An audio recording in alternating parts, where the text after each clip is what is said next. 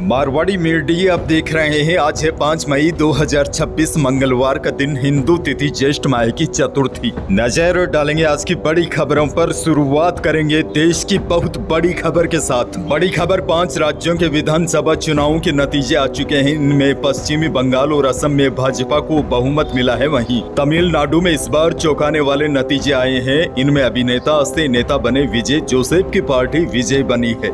नतीजों की सबसे खास बात यह रही, पश्चिमी बंगाल पर पूरे देश की निगाहें थी। बंगाल में दीदी का गढ़ ढह गया है।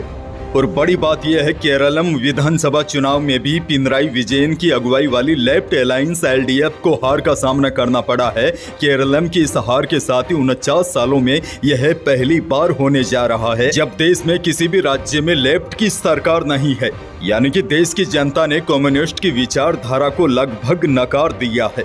अच्छा, बड़ी खबर देखिए। जीत के बाद पीएम मोदी ने सोमवार को दिल्ली स्थित भाजपा मुख्यालय पर कहा, बंगाल की पहली कैबिनेट मीटिंग में ही आयुष्मान भारत को मंजूरी मिलेगी। घुसपैठ करने वालों पर बड़ा एक्शन होगा। महिलाओं को सुरक्षा का माहौल मिलेगा। बंगाल के किसानों को भी बड़ा फायदा होगा, क्योंकि पीएम मोदी ने विधानसभा चुनाव के प्रचार के दौरान 9,000 रुपए किसानों को सालाना देने का वादा किया था। यानी कि बंगाल के किसानों को पीएम किसान सम्मान निधि योजना के रूप में अब सालाना 9,000 रुपए दिए जाएंगे। पीएम बोले, युवाओं को रोजगार मिलेगा, पलायन रुकेगा। पश्चिमी बंगाल, असम और पुडुचेरी में सरकार बनाने पर उन्होंने कहा, गंगोत्री से गंगा सागर तक कमल ही कमल खिल गया है। और देखिए, इन चुनाव में सबसे बड़ा झटका ममता को लगा है। भवानीपुर में सुवेंदु ने ममता को 15,114 वोटों से हराया है। बहरहाल आगे बढ़ जाते हैं। राजस्थान से बहुत बड़ी खबर, पश्चिमी बंगाल, असम और पुडुचेरी में भाजपा की ऐतिहासिक जीत के बाद मुख्यमंत्री निवास पर जश्न का माहौल रहा।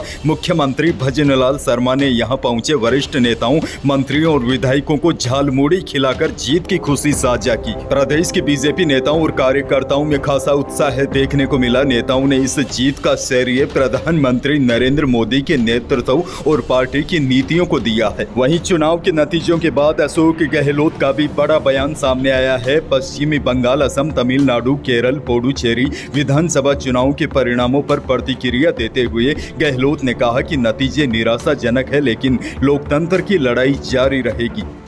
आगे बढ़ जाते हैं। एक और बड़ी और काम की खबर, राजस्थान में 5,000 अन्नपूर्णा भंडार खोलने की योजना कागजों और बैठकों में उलझकर रह गई है। सरकार ने 2 साल पहले इस योजना को दोबारा शुरू करने की घोषणा की थी, लेकिन अब यह योजना ठंडे बस्ते में चली गई है। योजना के तहत राशन की दुकानों पर चीनी, तेल, मसाले, चावल, तेल, साबुन समेत अन्य सामग्री सस्ती दरों पर उपलब्ध करवाना था। उधर खाद्य मंत्री सुमित गोदारा ने कहा है कि हम इस योजना में नवाचार करने का प्रयास कर रहे हैं, लेकिन साथ ही में उन्होंने यह भी कहा, गांव में आजकल सभी तरह की अच्छी दुकानें खुल गई है। युवा व्यापारी एंटरप्रेन्योर बनकर अच्छा व्यापार कर रहे हैं। यह हमारे लिए चुनौती है कि हम इस योजना का किस तरह से क्रियान्वयन करें ताकि सुलभ और सस्ती दरों पर चीजें उपलब्ध हो सके। यानी कि इस बयान के बाद यह लगभग तय है, अन्नपूर्णा भंडार योजना अब ठंडे बस्ते में चली गई है। यह योजना कागजों में सिमट कर रह गई है।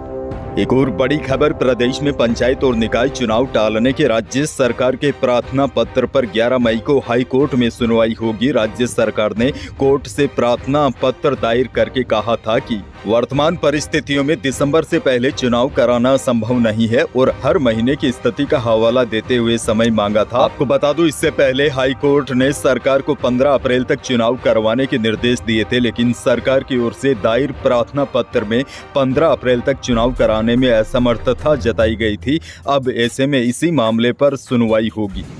एक और बड़ी खबर, राजस्थान की शाही विरासत को दुनिया भर में पहचान दिलाने वाली luxury train palace on wheels इस बार इतिहास रचने जा रही है। अपने 45 वर्षों के सफर में पहली बार यह ट्रेन ऑफ सीजन यानी मई माह में विशेष टूर पर निकलेगी।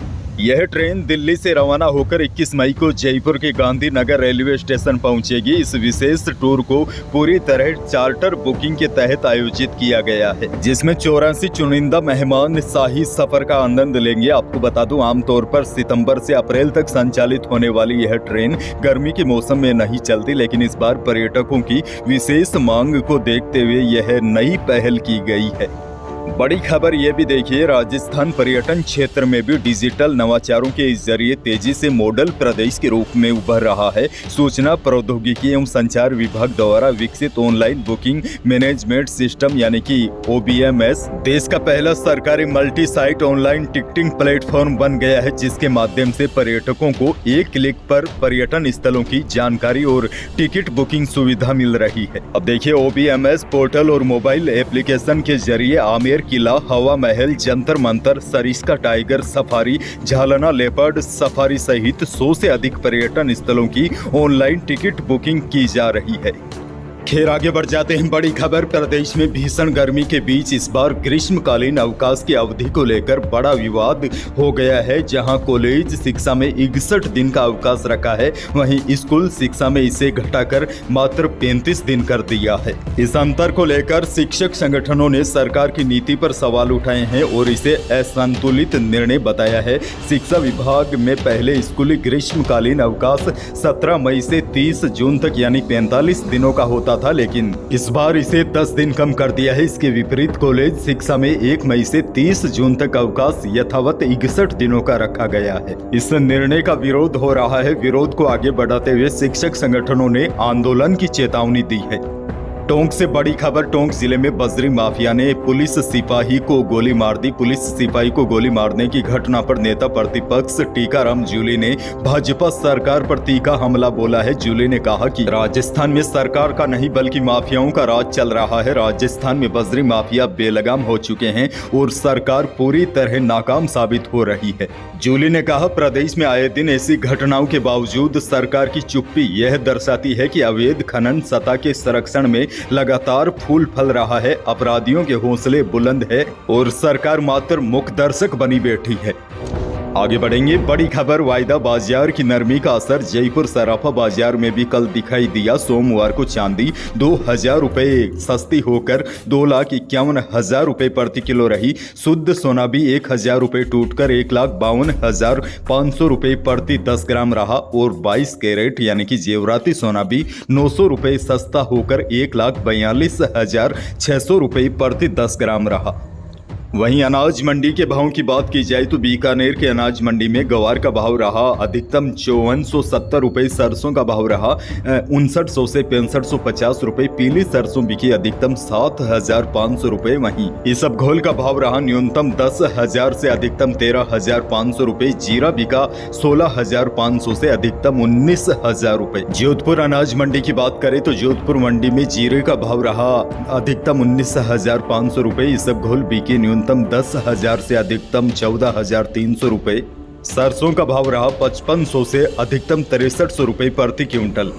मौसम को लेकर बड़ी जानकारी आपको दे दूं। राजस्थान में आंधी बारिश का दौर जारी है। जोधपुर, पाली, राजसमंद, नागौर, उदयपुर, अजमेर, कोटा, भीलवाड़ा, चित्तौड़गढ़, बीकानेर, झालावाड़ समेत कई जिलों में आंधी तूफान ने भारी नुकसान पहुंचाया। भीलवाड़ा के आसींद में शादी में लगे टेंट तक उड़ गए। डीडवाना कुचामन जिले के डीडवाना में सोमवार को अंधड़ के कारण BSNL का मोबाइल टावर एक घर के ऊपर गिर गया। उदयपुर जिले में बड़े बड़े पेड़ धराशायी हो गए। राजसमंद जिले के बरडाया गाँव में बकरियां चराने खेत में गए नाबालिग की बिजली गिरने से मौत हो गई और पेड़ के नीचे खड़ी 16 बकरियों ने भी बिजली गिरने से दम तोड़ दिया। अब देखिए, मौसम विभाग का बड़ा अपडेट ये है। मौसम विज्ञान केंद्र जयपुर ने राज्य में आंधी बारिश का दौर 5 मई को भी जारी रहने की संभावना जताते हुए अलर्ट जारी किया है। 5 और 6 मई को राज्य के 11 जिलों में येलो अलर्ट जारी किया गया है। वहीं पश्चिमी राजस्थान में धूप रहने और तापमान में बढ़ोतरी होने की संभावना जताई है, लेकिन शाम को मौसम में बदलाव देखने को मिलेगा और अगले 2 दिन शाम को आंधी बारिश की चेतावनी है।